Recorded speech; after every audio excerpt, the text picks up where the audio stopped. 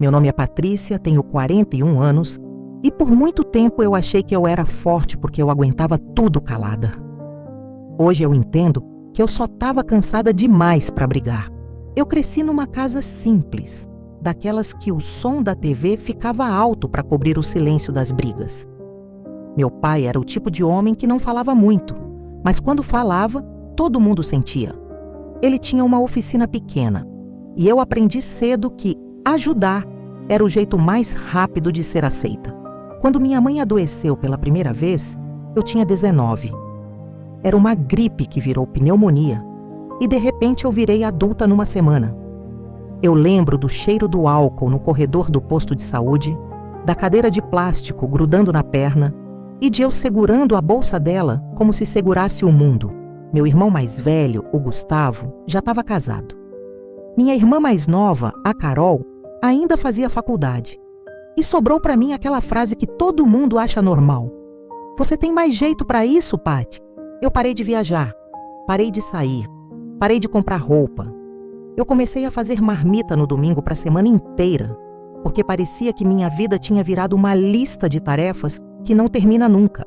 E eu nem percebi quando meu pai começou a colocar tudo em nome do Gustavo, como se fosse mais seguro, como se fosse mais prático, como se eu não existisse ali. Eu só percebi muitos anos depois, quando doeu.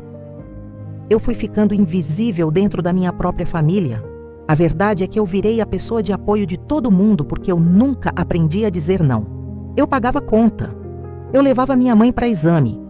Eu resolvia problema de documentação. Eu fazia compra do mês. Eu fazia mercado no calor com sacola cortando o dedo e ainda ouvia: "Ah, você é organizada. Você gosta dessas coisas." Gosta? Como se alguém gostasse de viver correndo por obrigação? Quando minha mãe começou a ter lapsos de memória, a casa ficou mais pesada. Ela esquecia a panela no fogo, esquecia onde estava, esquecia meu nome às vezes. E eu lembro de uma noite específica, umas 9 e pouco, chuva fina batendo no vidro, eu secando a louça e ela me olhando com medo, como se eu fosse uma estranha. Meu irmão vinha de vez em quando. Chegava, fazia uma cara triste, abraçava minha mãe por 5 minutos e ia embora dizendo que tinha compromisso. Minha irmã mandava áudio: "Amiga, tô na correria." E eu ficava. A minha vida foi encolhendo. Eu trabalhava o dia inteiro e à noite eu virava cuidadora. E todo mundo se acostumou tão rápido com isso que começou a parecer um direito deles. Teve um dia que o Gustavo falou rindo, como se fosse brincadeira: "Você pode fazer isso pra mim, né? Você não tem família mesmo?" Eu senti como se eu tivesse levado um tapa sem barulho. Eu lembro do jeito que ele disse, com aquela naturalidade cruel. Eu fiquei com vontade de perguntar: "E eu sou o quê, então?" Mas eu engoli. Eu sempre engolia. Eu virei a pessoa que segura tudo nas costas e ainda pede desculpa por reclamar. Naquele momento eu me senti a pessoa mais útil e a mais invisível ao mesmo tempo, como se minha vida só tivesse valor quando eu estava servindo alguém. Se você já se sentiu assim, sendo aquele que segura tudo enquanto os outros só aparecem quando é conveniente, me conta nos comentários, porque eu sei que eu não sou a única a passar por isso. A injustiça não chegou como um evento só. Ela foi se acumulando em pequenas humilhações, uma por uma, como goteira dentro de casa. Primeiro foi o assunto da oficina. Meu pai começou a falar que quando ele se fosse, o Gustavo ia tocar. Eu perguntava com cuidado: "E eu?" E ele respondia: "Você é mulher, filha. Você já tem seu trabalho." Como se o meu trabalho de cuidar não contasse como nada. Depois veio a casa. A casa onde eu morei a vida inteira, onde eu conhecia cada rachadura, cada barulho do portão, cada cheiro de café. Um dia eu vi uma pasta em cima da mesa, aberta, e meu pai falou rápido: "É só uma atualização, coisa de cartório." E eu não quis mexer, porque eu confiava. Eu tinha essa coisa dentro de mim de acreditar que família, no fim, faz o certo. Eu estava errada. E teve a parte que mais me humilhava. Quando alguém de fora elogiava o que eu fazia, minha própria família diminuía. "Ah, ela ajuda porque gosta. Ela não casou, então sobra tempo. Ela é assim mesmo, dramática." Dramática era eu chorar no banheiro baixinho para ninguém ver. Dramática era eu ter taquicardia e continuar indo trabalhar. Dramática era eu sentir dor nas costas e falar, tá tudo bem? Eu fui ficando amarga sem querer. E o pior é que eu comecei a me perguntar se eu estava ficando louca, se eu estava exagerando. Sabe quando você está numa sala e todo mundo age como se você não estivesse lá? Foi nessa época que eu comecei a guardar comprovantes. Não por vingança, por medo. Por aquela sensação de que no dia que eu precisasse provar que eu existi, ninguém ia lembrar. Eu comecei a guardar provas da minha própria vida. O gatilho não foi a morte do meu pai. Foi o que veio depois. Meu pai morreu numa terça-feira, bem cedo. Um friozinho de manhã, céu cinza, e eu recebendo a ligação que eu sabia que um dia ia receber. Eu fui para o hospital com uma blusa qualquer, cabelo preso de qualquer jeito e a sensação de que eu estava andando fora do meu corpo. No velório, todo mundo dizia, ele era um homem bom. E eu só pensava, por que ele não foi bom comigo também? Na semana seguinte, minha mãe ficou pior. Ela mal falava. E eu ainda estava lá, resolvendo tudo, assinando papel, correndo atrás de funeral, vendo documento, pagando coisa, até que o Gustavo me chamou para conversar. Foi no domingo, na sala da casa. Aquela sala que sempre foi da família. Minha irmã Carol também estava. Eles sentaram no sofá. Eu fiquei em pé, sem perceber. O Gustavo puxou um envelope, jogou em cima da mesa e falou, então, tá resolvido. A oficina e a casa ficam comigo. Você entende, né? Foi o desejo do pai. Eu ri de nervoso. Eu achei que era piada. Eu falei, como assim fica com você? Eu tô aqui, eu cuidei, E ele cortou. Patrícia, não começa. Você sempre gostou de se colocar de vítima. A Carol completou, olhando para o celular. E você nem tem filho, Pati. Você vai fazer o quê com uma casa grande? O Gustavo tem família. Naquele instante, eu senti um calor no rosto, como se o sangue subisse de uma vez. Eu lembrei de todas as noites sem dormir, de todas as consultas, de todos os remédios, de tudo que eu adiei. Eu perguntei com a voz tremendo. Então eu não tenho nada? E o Gustavo deu de ombro. Você pode ficar com umas coisas da mãe e a gente vê um dinheiro depois quando der. Quando der, como se eu fosse um favor. Eu fui até o quarto, fechei a porta e chorei no travesseiro da minha mãe, com a mão tapando a boca porque eu não queria que ela ouvisse. Eu senti uma vergonha que eu não sabia explicar. Vergonha de ter acreditado. Vergonha de ter sido útil. Eu entendi ali que eu tinha sido descartada com a maior naturalidade do mundo. Até hoje eu me pergunto se eu fui cega demais ou se eu só confiei nas pessoas erradas porque era minha família. E você, no meu lugar, o que faria? Teria coragem de peitar todo mundo ou continuaria engolindo para manter a paz? Me conta nos comentários. No dia seguinte eu acordei diferente. Não foi coragem, foi esgotamento. Eu fiz café, sentei na mesa e fiquei olhando a xícara.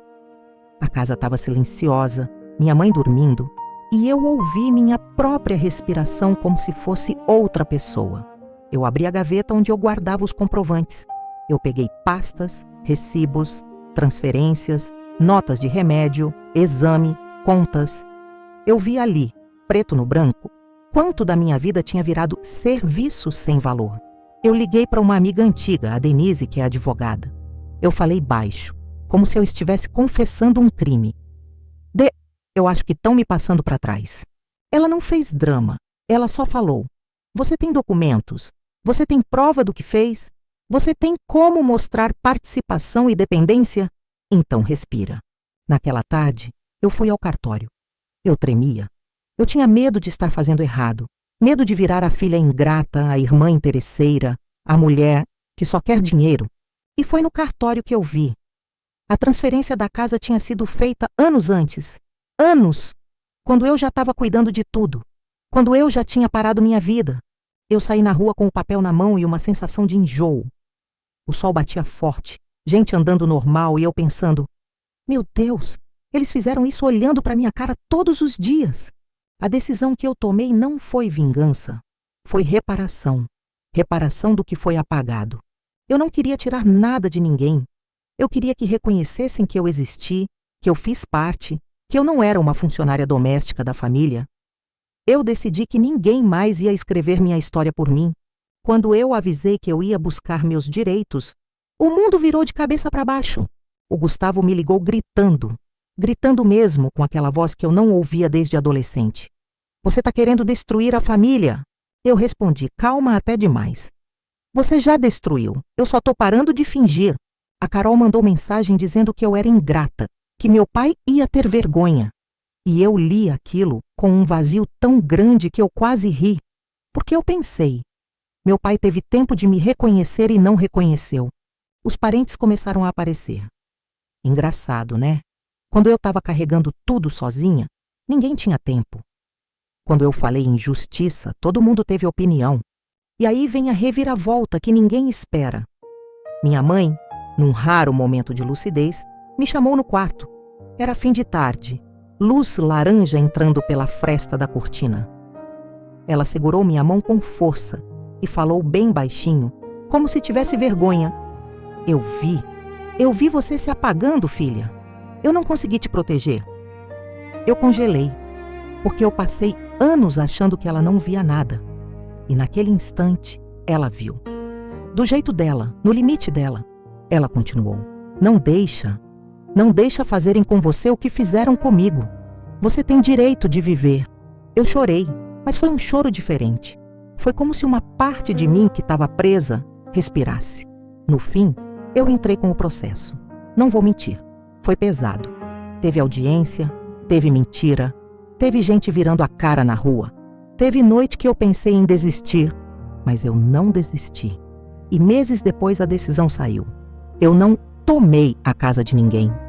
Eu consegui reconhecer legalmente minha parte e principalmente consegui um acordo que me permitiu sair dali com dignidade e pagar um cuidador para minha mãe, sem eu precisar me destruir mais. No dia que eu peguei a chave do meu apartamento novo, pequeno, só meu, eu fiquei na porta com a sacola na mão e pensei, eu não ganhei uma guerra, eu recuperei meu nome. Eu segurei a chave na mão e senti que pela primeira vez eu estava voltando para mim. Eu sei que muita gente vai me julgar por eu ter enfrentado minha própria família, mas só quem vive sabe o peso de ser apagada por anos. Você teria feito o mesmo no meu lugar ou teria escolhido ficar calada para manter as aparências? Escreve sua opinião nos comentários. Eu quero muito saber. E o mais estranho é que eu não senti alegria. Eu senti paz. Na semana seguinte, o Gustavo me mandou um áudio curto. Tá, você ganhou, parabéns. E eu ouvi aquilo e entendi uma coisa. Ele nunca ia pedir desculpas do jeito que eu sonhei. Ele nunca ia reconhecer de verdade. E eu não podia mais depender disso para seguir em frente. Reparar a injustiça não foi fazer eles me amarem, foi parar de aceitar migalha. Eu ainda cuido da minha mãe, mas agora com limites, agora com ajuda, agora sem me abandonar. E quando alguém tenta me puxar de volta para o papel de sempre, eu lembro do que minha mãe disse. Você tem direito de viver. Eu olhei no espelho e vi uma mulher cansada, mas inteira. Tem noites que eu lembro da sala, do envelope na mesa, deles me olhando como se eu fosse um problema. E dói. Mas não dói como antes. Agora dói como uma cicatriz. Prova de que eu sobrevivi. E se alguém que está ouvindo isso agora está vivendo algo parecido, sendo o apoio de todo mundo e sendo tratado como descartável, guarda uma coisa. Você não precisa ser cruel para ser justo. Você só precisa parar de aceitar o lugar que te deram. Porque no dia que eu parei de implorar por respeito, eu finalmente comecei a me respeitar. Hoje, eu não conto essa história para me fazer de coitada. Eu conto porque eu demorei demais para entender que amor não é cobrança eterna. Família não é contrato de exploração. E se eu tivesse um recado final para mim mesma de anos atrás, seria simples, do jeito que eu precisava ouvir. Patrícia, você não veio ao mundo para ser útil. Você veio ao mundo para ser humana. Eu fechei a porta do passado sem bater e fui embora com a cabeça erguida.